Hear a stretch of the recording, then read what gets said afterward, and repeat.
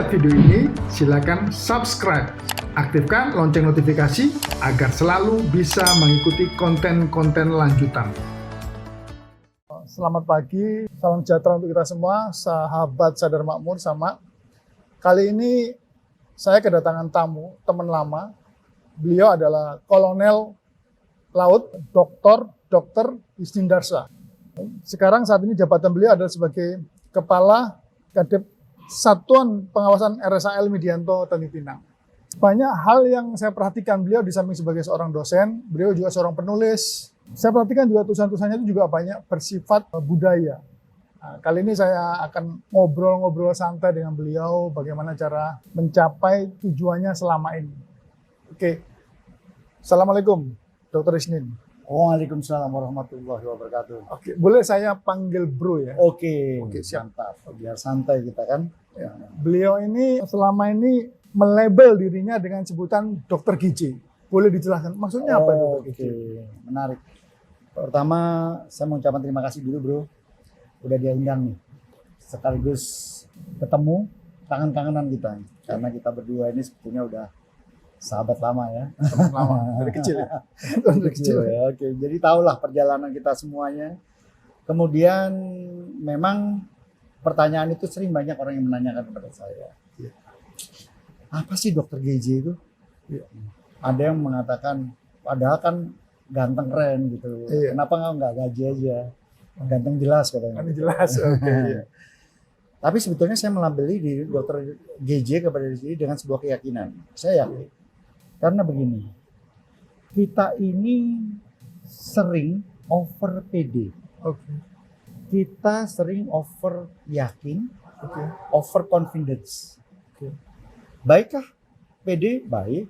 Baikkah kita percaya diri? Bagus. Baikkah kita confidence? Mantap.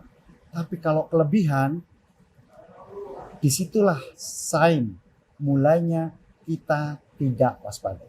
Oke. Nah, saya mengatakan saya adalah dokter tidak jelas, bukan sebagai status dokternya yang tidak jelas.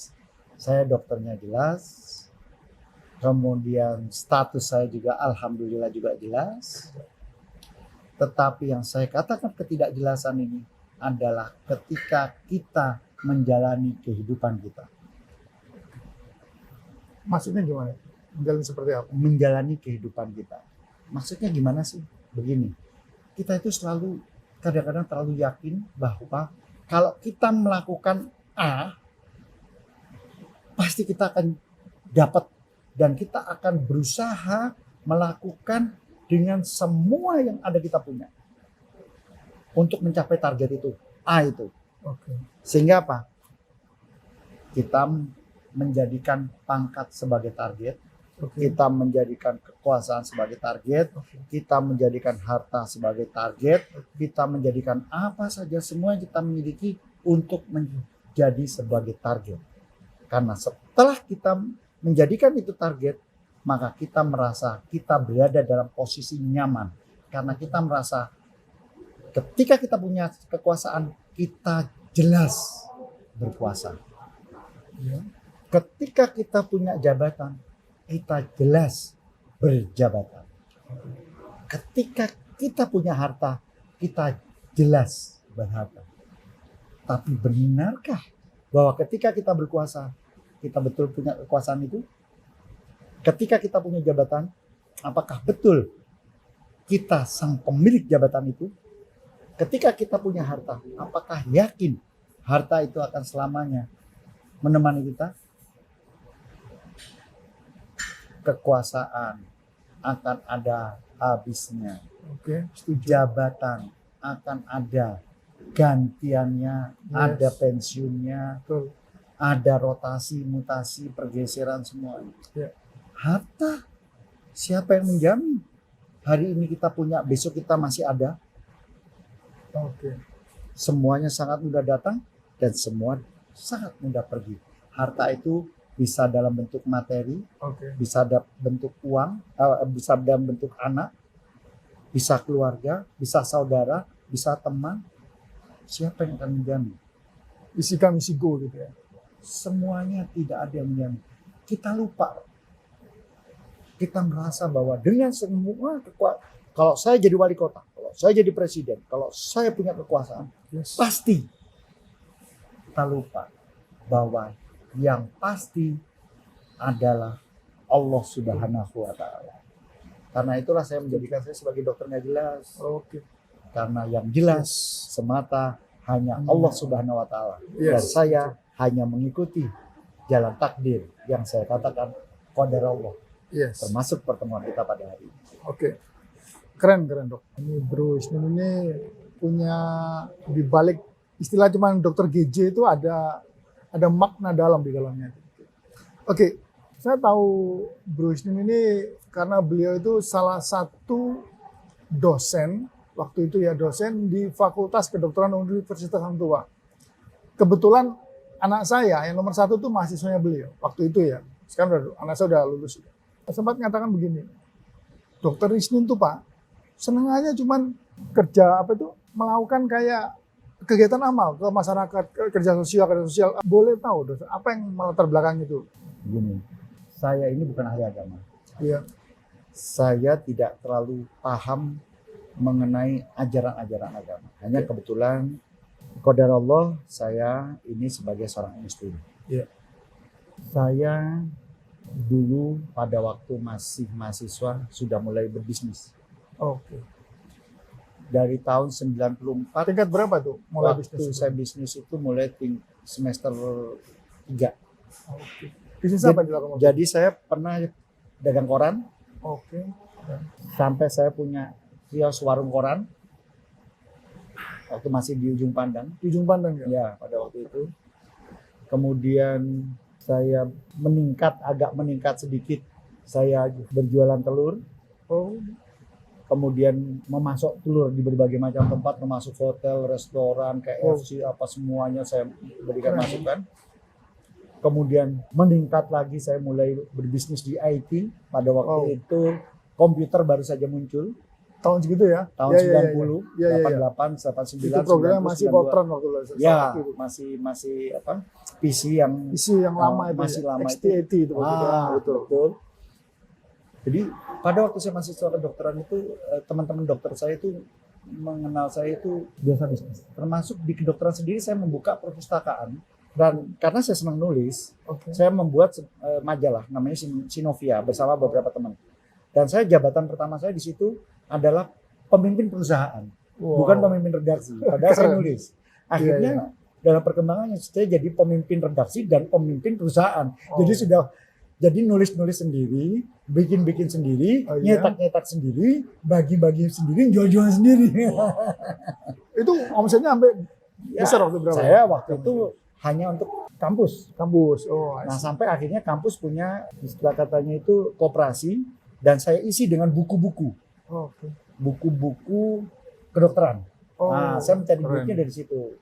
Karena saya ngambil dari Jakarta, dari UI, langsung saya sebut satu perusahaannya namanya Ganesha Esak dulu ya. Oh iya, zaman itu Ganesha Esak saya ambil, kemudian saya taruh, saya dapat diskonnya. Jadi segala macam usaha yang kira-kira bisa menghasilkan uang. Jadi saya memang terbiasa menjadikan materi sebagai target. Waktu itu. Sampai sekarang pada masa-masa itu. Iya. Sampai pada suatu saat saya dapat tender. Kemudian suatu saat saya sudah bisa beli rumah, saya sudah bisa beli mobil. Masih mahasiswa itu? Zaman mahasiswa saya sudah bisa itu. Keren, pada waktu itu 94, 95 saya sudah bisa beli rumah, bisa beli mobil.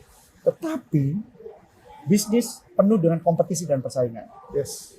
Dan ketika kita kalah dalam kompetisi dan persaingan, begitu mudahnya semua yang kita miliki itu habis dalam waktu sekejap saja. Nah, begitu juga beranjak lagi dalam perkembangannya bisnis lagi saya. Ketika saya jadi tentara, awal mulai jadi tentara, waktu itu pangkat letnan itu saya juga bisnis lagi. Usaha-usaha percetakan. Usaha-usaha penempatan di Indonesia Timur tuh. Waktu itu masih Surabaya, tapi kan karena saya keliling kemana-mana, praktekan saya kan nggak bisa jalan kan. Nah, sehingga saya harus punya usaha nih. Makanya saya buat usaha percetakan, kemudian ya macam-macam lah. Oke. Pada waktu itu belum dikenal namanya media newsletter untuk hospital, itu belum ada. Belum ada ya? Belum ada. Saya mengawali pada waktu itu. Oke. Jadi karena saya waktu itu senang menulis bareng di Jawa Pos, Oh. Surabaya Pos. Oh. Jadi saya mengisi tulisan-tulisan saya. Bareng Pak Dahlan berarti. Ya, pada waktu itu. Jadi saya tahun 99 itu Dewan Pembaca Dewan Pembaca. Jawa Pos. Tahun Jawa Pos, 99. Dewan Pembaca termuda pada waktu itu, tahun 99. Zaman segitu ya. Zaman segitu. Di situ saya Sudah berkenal. leda itu. Sudah Angkatan leda. itu saya. Leda sudah ya. Ya, waktu itu. Dan di situ saya berkenal dengan Pak Dahlan Iskan, Pak Arif Afandi, Oke. Pak Imam Abdur.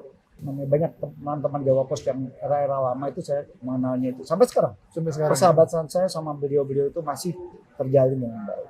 Nah, karena saya belajar di situ, maka saya membuat usaha media untuk rumah sakit. Pada waktu itu belum ada, Belum jadi ada saya ya. masuk ke Tapi namanya itu perjalanan. Tidak selamanya untung, Mbak. Oke. Betul. Merugi lagi, jatuh lagi. Karena persaingan, karena berbagai macam hal, karena konflik interest di dalam banyak. Nah, akhirnya dalam perjalanan, akhirnya saya melakukan kontemplasi. Saya melakukan upaya untuk belajar terhadap diri saya sendiri. Kalau seperti ini terus, saya mengejar dunia terus, lelah juga ya. Karena setiap perdagangan di dunia, itu ternyata semakin dikejar, dia semakin berlalu. Semakin dikejar, semakin berlalu. Lama-lama capek juga ya. Iya, betul. So, apa yang harus saya lakukan? Saya menghentikan. Dan saya merubah semuanya. Oke. Saya akan membuat perdagangan yang tidak akan pernah merugi. Dan saya dapat ilmu perdagangan yang tidak ada yang pernah merugi adalah sedekah. Oke. Nah, dari sedekah itulah makanya mulai tahun 2002 sebetulnya, tapi saya mulai dari 2002 saya mendirikan yayasan Oh ya. sebagai pendiri, kemudian ketuanya adalah istri saya. Dan memang yayasan ini adalah yayasan keluarga. Mengapa kok kita ambil keluarga? Saya tidak terlalu bergantung kepada teman-teman atau siapa. Oke. Ya, intinya karena kita ingin mewadahi untuk diri kita sendiri. Kalau ada rezeki ya kita melewati yayasan itu, ada kita Bagikan. bagikan gitu. Kalau misalnya ada yang mau ikut, mau membantu, mau sharing, mau ini, monggo. Tapi kalaupun tidak, insya Allah kita tetap akan jalan. Kita hanya menjadikan ini sebagai sarana buat kita untuk berbagi rasa syukur. Oke. Bukan berbagi rasa kurang. Mencari rezeki itu wajib. Ikhtiar untuk menjadi kaya itu harus. Yes. Tetapi bukan menjadikan segala macam cara yang kita punya, jabatan, pangkat, kekuasaan, dan apapun, itu untuk memperkaya diri sendiri. Ya. Nah, ini yang saya ingin meluruskan kepada diri saya sendiri. Oke. Saya mencoba belajar agar semua pangkat, jabatan, kekuasaan apapun yang saya punya itu tidak saya gunakan untuk memperkaya diri, tetapi saya berusaha belajar untuk menggunakannya menjadi kemanfaatan bagi orang lain. Yes. Mengapa kok seperti itu? Karena dengan kita memberi kepada orang lain, maka itu tandanya kita sudah berkecukupan. Tidak mungkin dong kita memberi kalau kita tidak berkecukupan. Berkecukupan dari mana saja? Apakah karena kita materinya yang sudah cukup? Tidak semata materi, tapi teman, saudara, kesempatan, peluang, Yes. itu adalah power buat kita untuk memberi, untuk berbagi. Nah, inilah yang saya katakan, ketika saya memutuskan untuk bersedekah, disitulah perdagangan kita tidak akan pernah merugi. Oleh karena itu, apapun yang saya kerjakan, saya selalu niatkan untuk sedekah. Apapun itu. Saya memberi ilmu kepada orang, saya niatkan sedekah. Saya bertemu silaturahmi dengan brother hari ini, Yes. saya niatkan untuk berbagi. Yes. Sedekah Thank you. kepada siapapun. Sehingga itu tidak ada yang membuat, dan itu membuat kita menjadi tenang. Sehingga kita nggak kebingungan, ada orang mau jadi pangkat lebih tinggi, mau dikasih amanah yang hebat, mau jadi. Saya malah bersyukur ketika mereka maju semua. Ya. Dan saya sudah mensyukuri dengan apa yang saya ada sekarang. Karena disitulah letak kenyamanan. Jadi kenyamanan itu hanya ada pada titik di mana kita mensyukuri diri kita dengan apa yang kita miliki sekarang ini, bahwa kita setidaknya sudah bisa bermanfaat. Walaupun hanya sebutir isi zat. Iya. Ya. Jadi kalau mengacu ke teori ya, kita bicara tentang teori ya, di alam semesta ini, semua itu berpola, semua ada polanya. Gitu. Dan kalau kita bicara tentang partikel terkecil di alam semesta ini adalah energi. Oh, yes. Begitu kita berpikiran, saya mau niatkan untuk bersedekah, saya niatkan untuk berbuat baik, itu sebenarnya itu kita lagi meniatkan itu untuk disebarkan ke seluruh alam semesta, dan itu tentu akan kembali ke kita. Pasti itu absolut itu. Jadi ada teori mengatakan we are what we think. Jadi kita adalah apa yang kita pikirkan. Apapun yang terjadi pada diri kita itu akan menjadi kembali ke kita, dan itu akan berproses melalui suatu perjalanan, proses step by step, day by day seperti itu. Saya bicara dengan Bro Isnin ini gini, apakah sebelumnya ini kita bicara tentang titik balik ya, dari zaman dulu sampai sekarang, apakah kondisi-kondisi seperti ini at least pernah dibayangkan, ini saya mau berbuat baik, ini saya mau seperti ini, saya jadikan jabatan, saya jadikan harta saya ini sebagai jembatan saja untuk berbuat kepada orang. Apakah itu sudah pernah dibayangkan sebelumnya atau divisualisasikan, sehingga dengan niat, dengan keyakinan, dengan ketulusan itu jadi menyebar kemana-mana? Saya tidak pernah punya niat sebetulnya untuk berbuat baik. Tidak pernah. Oke. Karena dulu itu saya hanya targetnya adalah untuk mendapatkan value saya itu adalah income. Oke. Yang bersifat material. Dulu ya. Oke. Jadi itu target. Tapi ketika semakin saya kejar, semakin lelah, semakin capek, sampai saya akhirnya pernah sampai kena serangan jantung 2017 itu. 2017 ya? Iya. Ya, saya ada buku namanya Aku dan Setengah Kematianku, yang menceritakan bagaimana pada waktu saya mengalami serangan jantung di Madura pada waktu itu, pada waktu sedang melakukan bakti sosial, kemudian saya dimasukkan ICU dalam keadaan tidak sadar sekitar 2 atau 3 hari. Oh iya, saya ingat. Ya. Kemudian 2 bulan saya dirawat di ICU, kemudian dilakukan KTP saya, dan saya dipasang ring sekarang ini. Oh, ada ring. Sudah dipasang ring. Jadi apa yang saya, dan kondisi-kondisi seperti itu tidak ada, tetapi pembelajaran hidup. Oke. Pembelajaran hidup ini membuat saya belajar bahwa semakin kita mengejar jabatan, pangkat, kekuasaan, dan materi, semakin kita akan kehilangan kenyamanan, ketenangan, rasa syukur.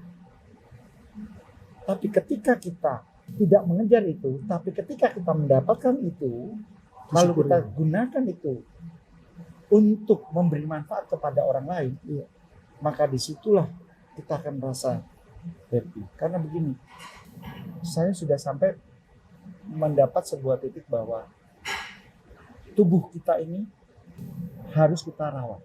Yes, correct. Ya, setuju. Tubuh kita ini harus kita rawat. Yang tahu bagaimana cara merawat tubuh kita adalah kita. Yeah. Dan faktor yang banyak merusak tubuh, baik itu sel tubuh maupun jiwa ini, adalah kalimat yang istilahnya stres. Yes, agree. Stres ini kalimat lain artinya adalah trauma. Trauma kalau di kosakatakan itu disebut benturan. Benturan ini ada yang bersifat fisik, saya hantam begini, atau ada yang tidak bersifat psikis ya. Nah, psikologis. Psikis ya. Stres, just trauma, ini yang membuat imunitas tubuh kita ini terpengaruh. Semakin besar stresnya, maka tubuh kita pun betul-betul perlu energi lebih untuk melawan dari stres itu. Agree. Manakala imunitas tubuh kita ini tidak cukup atau kurang, maka sel tubuh kita pun akan rusak. Sel pun akan hancur berantakan. Nah, oleh karena itu minimalisasi stres. Bagaimana meminimalisasi stres? Itu yang tahu diri kita sendiri. Orang banyak punya cara macam-macam. Ada yang dengan nonton film, ada yang mungkin dengan makan-makan, ada yang mungkin dengan silaturahmi, ada yang mungkin dengan sedekah. tidak ada yang salah. Yes. Orang punya cara. Nah, saya hanya ingin men-sharingkan cara saya seperti ini loh. Iya. Dan saya tidak menganggap cara saya ini benar dan baik, enggak juga. Iya. Boleh-boleh saja, silakan orang mau menanggapi seperti apa sih silakan. Tapi ini adalah cara saya untuk meminimalisasi stres. Jadi kalau kita berbagi, itu saya senang gitu loh. Karena saya bisa belajar, oh ternyata di sana itu ada orang yang kita lihat kaya, berpangkat, punya kekuasaan, ini itu. Ternyata cuma di luarnya saja. Ternyata ada masalah di dalamnya yang kalau itu dihadapkan kepada kita, mungkin kita nggak bisa mengatasi hal itu. Jadi kita ini kan seringnya melihat orang itu dari segi penampilannya saja, dari segi luarnya aja. Dia tidak tahu bahwa di dalam itu ada seorang artis terkenal seperti begini, kita nggak tahu. Apa betul seperti itu? Enggak, tidak ada manusia yang tidak punya problem. Dan problem itu adalah potensi terjadinya stres. Yang penting di sini adalah bagaimana kita mengelola manage daripada stres. Manage stres, stres manajemen namanya. Ya. Oke. Jika Anda merasa video ini bermanfaat, silakan like and share ke teman-teman atau saudara Anda. Siapa tahu juga bermanfaat bagi orang lain. Apabila ada yang ingin bertanya, silakan tulis di kolom komentar. Terima kasih sudah lihat video ini dan video-video selanjutnya.